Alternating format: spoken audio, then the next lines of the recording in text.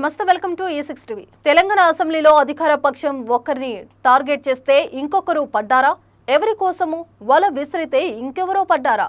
Just miss అని కొందరు, అబ్బే ఇదేం లేదు, మెడ మీద కత్తి వేలాడుతూనే ఉందని మరికొందరు అసెంబ్లీ లాబీలో ఎవరిని ఉద్దేశించి మాట్లాడుకున్నారు. ఇంతకీ కాంగ్రెస్ ఎవరిని టార్గెట్ చేస్తే జగదీష్ రెడ్డి దొరికారు అనేది తెలియాలంటే వాచ్ ది స్టోరీ. తెలంగాణ అసెంబ్లీలో గురువారం జరిగిన రచ్చ బీఆర్ఎస్ ఎమ్మెల్యే జగదీష్ రెడ్డిని సస్పెండ్ చేసేదాకా వెళ్లింది. దీంతో కొంత రచ్చ మొదలైంది.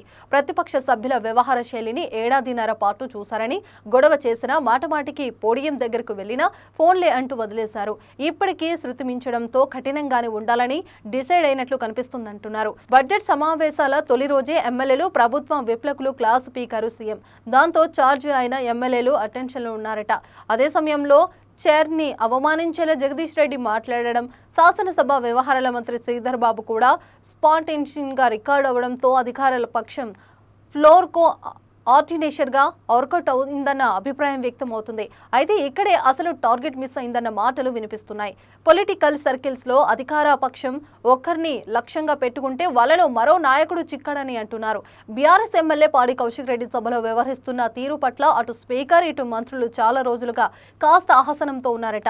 గత సమావేశాల్లోనే బీఆర్ఎస్ సభ్యుల వ్యవహార శైలికి సంబంధించిన వీడియోలు విడుదల చేసిన స్పీకర్ ఈసారి కూడా అదే తరహాలో మాటిమాటికి పోడియం దగ్గరికి వస్తే ఉపేక్షించేది లేదని అన్నారు.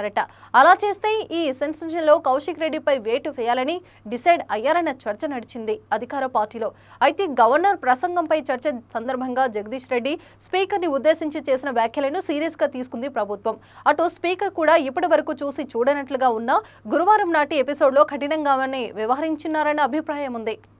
దీన్ని ఎథిక్స్ కమిటీకి పంపించి విచారణ వేగవంతంగా ముగించాలని జిల్లా మంత్రుల నుండి ఒత్తిడి ఉందట.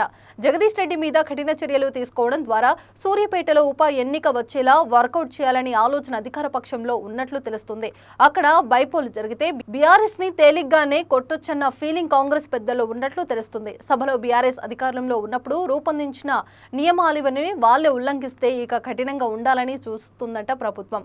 ఆక్రమణలోనే ఇప్పటికీ కౌశిక్ రెడ్డి వ్యవహారంపై ఓ కన్నేసి ఉంచినట్లు చెప్పుకుంటున్నారు. సభలో ఏం మాట్లాడినా వినడానికి సిద్ధంగా ఉన్నామని అంటున్నారు. స్పీకర్ పోడియం దగ్గరకు రావడం ఏంటి? ఒకవేళ అలా వచ్చినా, దురుసుగా ప్రవర్తించినా చర్యలకు ఉపక్రమించే ఆలోచనలో ఉందంట సర్కార్. సభ్యులు కూడా యాక్టివ్ అవడంతో ఇక తగ్గేదేలే అనే లెవెల్లో సభ ఉంటుందన్న అభిప్రాయం పెరుగుతుంది.